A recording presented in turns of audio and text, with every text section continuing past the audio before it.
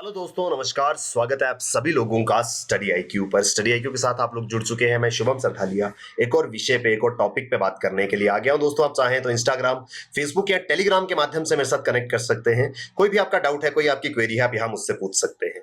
जिस विषय पे हम बात करने वाले हैं वो संबंधित है उड़ीसा राज्य से। उड़ीसा राज्य में हाल ही में जिला परिषद के चुनाव जो है वो हुए हैं। इन चुनावों में जो ओडिशा की रूलिंग पार्टी है बीजू जनता दल, उनके द्वारा एक बहुत ही शानदार जीत जो है वो दर्ज की गई है। इस पूरे के पूरे चुनाव में एक मेजर फैक्टर जो है वो माना जा रहा है ओडिशा सरकार की बिजू स्वास्थ्य कल्याण योजना। तो विस्तार से इस विषय पे हम चर्चा करेंगे, क्या भूमिका रही है बिजू स्वास्थ्य कल्याण योजना की पूरे के पूरे ओडिशा जिला परिषद के चुनावों में। ओडिशा राज्य के अंदर आप किसी भी एग्जाम के लिए प्रिपेयर कर रहे हैं, studyIQ.com या studyIQ की ऐप पर आपके लिए बेहतरीन स्मार्ट कोर्सेज अवेलेबल है। इन कोर्सेज की मदद से आप अपनी प्रिपरेशन को बहुत शानदार बना सकते हैं, तो डेफिनेटली इन कोर्सेज में एनरोल करें।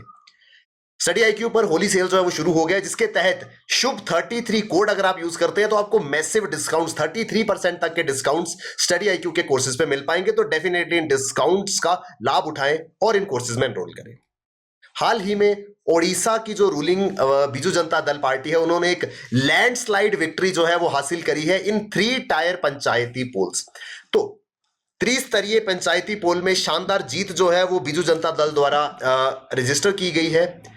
ये जो मैसिव विन है is being attributed to the ground work of Biju Janata Dal. हालांकि भारी जीत का श्रेय जो है वो सबसे पहले दिया जा रहा है पिछले कुछ सालों में बीजू जनता दल द्वारा ग्राउंड लेवल पर जो जमीनी स्तर पर युद्ध स्तर में कार्य किया गया है उसको इसका श्रेय जो है वो जाता है। लेकिन एक चीज जो कॉन्टिन्यूअसली कांस्टेंट रही है सभी जिलों में, जिसने एक मेजर रोल इस पूरे के पूरे इलेक्शन में प्ले किया है, वो है सरकार का फ्लैगशिप स्कीम बिजू स्वास्थ्य कल्याण योजना। विस्तार से इसके बारे में हम चर्चा करेंगे। इसके विषय पे हम एक वीडियो में ऑलरेडी मैं आपसे बात कर चुका हूं। अगस्त 15 2021 को ये जो बिजू स्वास्थ्य कल्याण योजना है इसके एम्बिट को बढ़ा दिया गया था, यानी कि इस योजना के बेनिफिशियरीज जो है उनको इंक्रीज कर दिया गया था। और साथ ही साथ 15 अगस्त 2021 को इस योजना में कुछ फर्दर मॉडिफिकेशंस जो है वो माननीय मुख्यमंत्री जी द्वारा घोषित करी गई थी, जिसमें इसके बेनिफिशियरीज का एम्बिट तो इंक्रीज किया ही किया था, साथ ही साथ एक स्मार्ट हेल्थ कार्ड जो है वो भी इशू किया गया था। इसके बारे में भी हम आगे अभी चर्चा करेंगे। तो क्या है ये बिजू स्वास्थ्य कल्याण योजना? नाम से समझ आ गया होगा, हेल्थ रिलेटेड एक स्कीम है। 15 अगस्त 2018 को यूनिवर्सल हेल्थ कवरेज को बढ़ावा देते हुए विशेष तौर पर उन परिवारों के लिए जो आर्थिक रूप से कमजोर हैं, economically vulnerable families of Odisha जो है, उनके लिए एक हेल्थ रिलेटेड स्कीम लेकर के सरकार जो है वो आई थी। कब आई थी? 15 अगस्त 2018 को। यूनिवर्सल हेल्थ कवरेज, जिसके तहत स्वास्थ्य सुरक्षा पे विशेष जोर दिया जा रहा था। इस योजना के अंदर 2 मुख्य कंपोनेंट्स थे।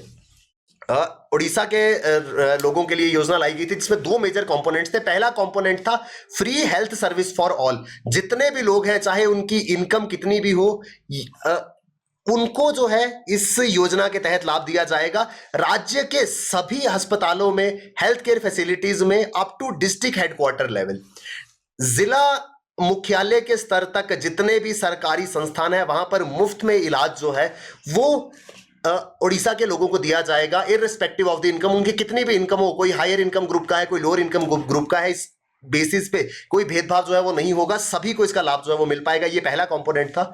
दूसरा कंपोनेंट जो था वो ये था कि additional facility for free health care beyond district headquarter hospitals. District headquarter level तक तो सभी को फ्री हेल्थ केयर फैसिलिटीज मिलेंगी, लेकिन जो आर्थिक रूप से कमजोर परिवार है, इकोनॉमिक स्टेटस जिनका इतना अच्छा नहीं है, जो इकोनॉमिकली वल्नरेबल फैमिलीज हैं, उनको एडिशनल बेनिफिट इसमें दिया गया कि वो डिस्ट्रिक्ट हेडक्वार्टर के बियॉन्ड जाकर के अगर किसी राज्य स्तर के संस्थान से इलाज कराना चाहते हो तो उनको यहां पर मदद जो है वो मिलेगी। यानी कि इनकम जो है वो क्राइटेरिया नहीं है। अगर आपका इलाज डिस्ट्रिक्ट हेडक्वार्टर तक लेवल तक हो सकता है, लेकिन अगर आप उससे बियॉन्ड इलाज आपका होता है तो if you come in this category of economically vulnerable families, आर्थिक रूप से कमजोर वर्ग से आप संबंध रखते हैं, तो इससे आप डिस्ट्रिक्ट हेडक्वार्टर लेवल से बियॉन्ड जाकर भी हेल्थ केयर सर्विसेज प्राप्त कर सकते थे। इस मूव के साथ राज्य में करीब 70 लाख फैमिलीज को जो है वो लाभ मिल पाया है।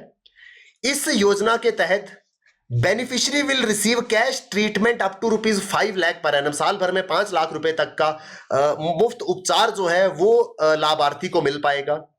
अदर देन दैट कोई भी प्रत्येक परिवार में 5 लाख रुपए तक का इलाज जो है वो मिल सकता है। लेकिन अगर लाभार्थी यहां पर इलाज जिनका उपचार जिनका हो रहा है अगर वो महिला है, women members will receive cashless treatment of ₹10 lakh every year.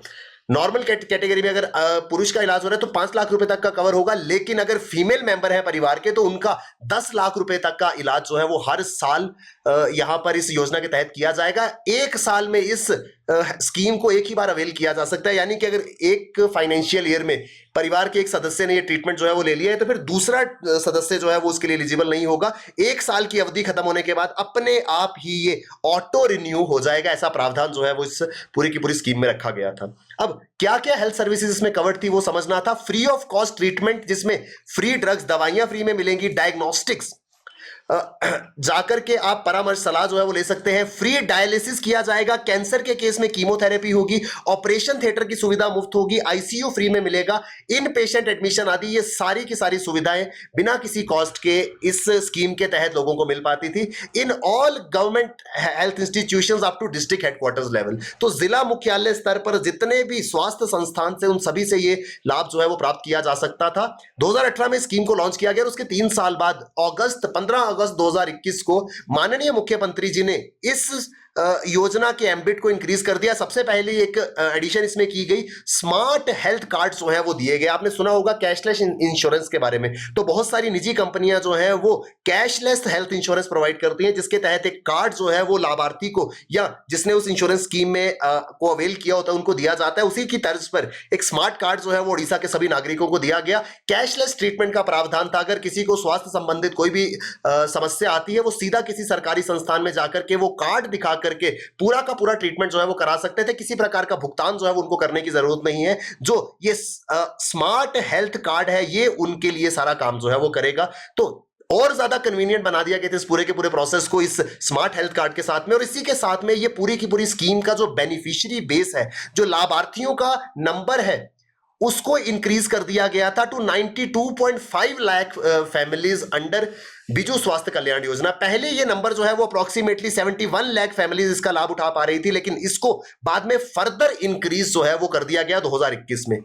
Initially जब ये स्कीम लॉन्च हुई थी तो सिर्फ वही लोग इसका लाभ प्राप्त कर सकते थे जो गरीबी रेखा से नीचे थे, जो बिजू कृषक कल्याण योजना का लाभ उठाते थे, जो अंत्योदय कार्ड होल्डर्स थे। आपने सुना होगा, शायद आप जानते भी होंगे, जो हमारा राशन कार्ड है एक above poverty line ration card बनता है, एक बीपीएल राशन कार्ड बनता है, और उससे भी अगर नीचे कोई इकोनॉमिक स्टेटस में है तो उनको अंत्योदय कार्ड जो है वो दिया जाता है। तो उड़ीसा के वो सभी लोग जो गरीबी रेखा से नीचे थे, जो बिजू कृषक कल्याण योजना के लाभार्थी थे और जिनके पास अंत्योदय कार्ड होल्डर्स था, वो जो है वो इस योजना के तहत कवर किए गए थे। इसमें मुख्य रूप में वो लोग कवर थे जिनकी सालाना आय जो है वो 2 लाख रुपए से कम थी। ये इनिशियली प्रावधान जो है इस योजना में था, लेकिन 2021 में जब इसके अंदर बदलाव किए गए, अब कोई भी व्यक्ति जो नेशनल फूड सिक्योरिटी एक्ट और स्टेट फूड सिक्योरिटी एक्ट के तहत आता है वो इस योजना का लाभ प्राप्त करने के लिए एलिजिबल था। तो इस वजह से ये नंबर जो है वो काफी ज्यादा इंक्रीज हुआ था। करीब 71 लाख से 92 लाख फैमिलीज जो है वो अब उड़ीसा के अंदर इस योजना का लाभ ले रही थी।